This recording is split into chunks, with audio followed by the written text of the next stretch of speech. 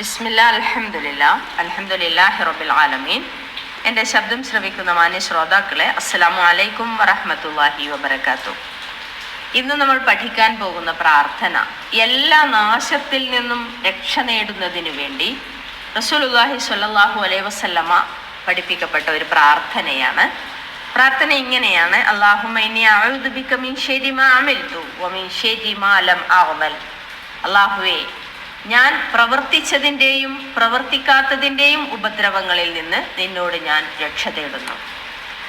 ഈ ഒരു പ്രാർത്ഥനയുടെ ശ്രേഷ്ഠതയും മഹത്വവും വിവരിക്കുന്നിടത്ത് നമ്മൾക്ക് കാണാൻ സാധിക്കും, റസൂലുള്ളാഹി സ്വല്ലല്ലാഹു അലൈഹി വസല്ലമ അള്ളാഹുവിനോടുള്ള പ്രാർത്ഥനയെ പറ്റി പറഞ്ഞ സ്ഥലത്ത്, അല്ലെങ്കിൽ അള്ളാഹുവിൻ്റെ റസൂൽ സ്വല്ലല്ലാഹു അലൈഹി വസല്ലമയുടെ അള്ളാഹുവിനോടുള്ള പ്രാർത്ഥനയെ പറ്റി ഞാൻ ആയിഷ റളിയല്ലാഹുയോട് ചോദിച്ചു എന്ന് ഫർവത്ത് ബിൻ നൗഫൽ റളിയല്ലാഹു അൻഹു നിവേദനം ചെയ്യുകയാണ്.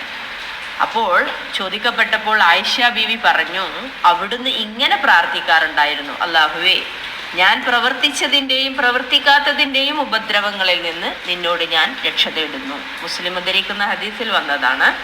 ഇത്രയേറെ മഹത്വമേറിയ, അല്ലെങ്കിൽ എല്ലാ നാശങ്ങളിൽ നിന്നും രക്ഷ നൽകുന്നതിന് വേണ്ടി, രക്ഷ കിട്ടുന്നതിന് വേണ്ടി റസൂലുള്ളാഹി സ്വല്ലല്ലാഹു അലൈഹി വസല്ലമ പഠിപ്പിക്കപ്പെട്ട ഈ പ്രാർത്ഥനയും നമ്മുടെ ജീവിതത്തിലെ ഒരു നിത്യപ്രാർത്ഥനയായി, നിത്യശീലമായി നാം ഉൾക്കൊള്ളുക.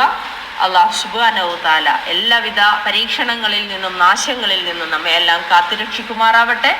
ഇത്തരത്തിലുള്ള പ്രാർത്ഥനകൾ ജീവിതത്തിൽ ദിനേന, അല്ലെങ്കിൽ ജീവിതത്തിൻ്റെ ഒരു ഭാഗമാക്കി മാറ്റാൻ അള്ളാഹു നമ്മെ തുണക്കുമാറാവട്ടെ. അസ്സലാമു അലൈക്കും വറഹ്മത്തുള്ളാഹി വബറകാതുഹു.